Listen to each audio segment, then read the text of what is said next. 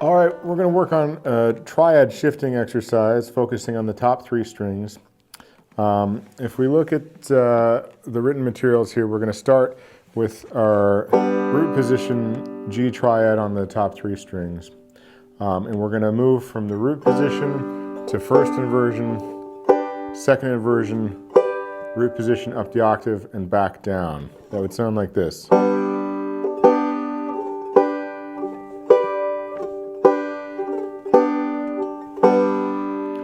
All right, if you're wondering how I'm finding these notes, it should not be a mystery, the fingering for these notes. If this is seeming like brand new material for you, back up and look at all of the diatonic chord study that exists, specifically the lessons that show, that focus on triads within the root position, triads within first inversion chords, and triads within second inversion chords. You will find all the fingerings and some practice exercises for establishing these in isolation. You'll see all of the first inversion ones, you'll see all the root position ones. I called this first inversion, that's second inversion. If we're referring just to the triad, you'll be able to find all kinds of practice examples with these triads if you look back at the triad exercises within the diatonic root position, first inversion, and second inversion lessons.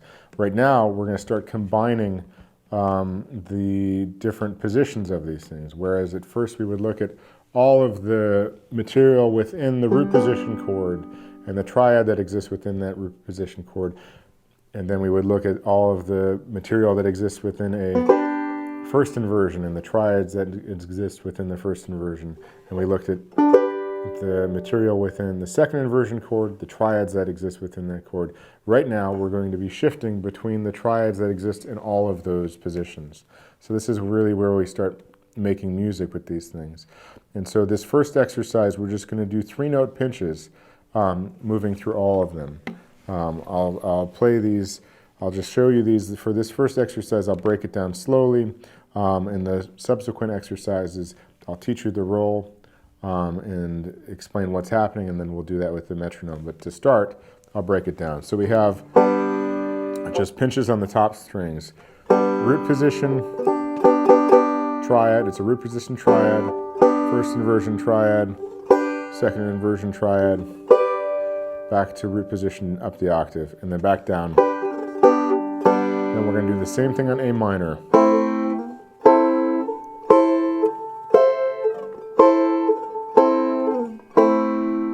And then we're going to do the same thing on B minor.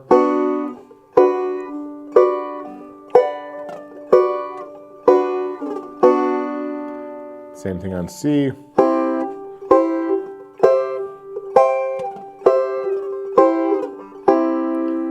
You can use the bar fingering. You could use that fingering. We talk about that earlier when we talk about these triads.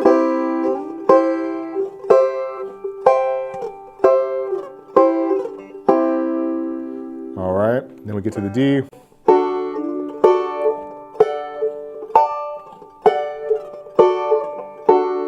And the E minor.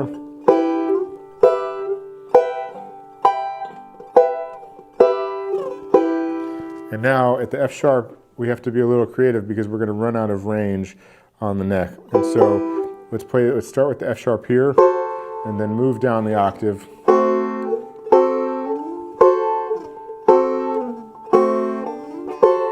Back up, and then we're back to our G. We have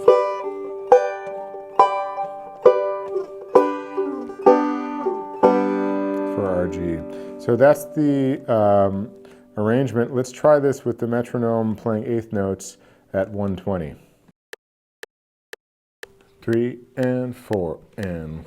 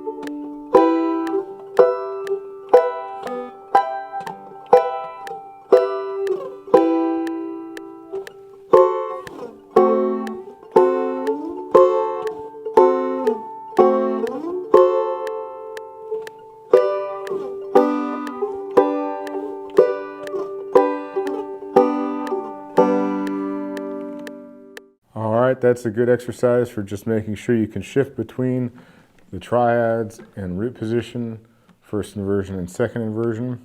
If that's feeling a little too quick with the metronome, then try this at a slower tempo, or try it with the metronome off, before you start doing this with the metronome. We're going to start doing this with different roll combinations in the next few exercises, so make sure that this is starting to feel like second nature before moving into playing these with the rolls.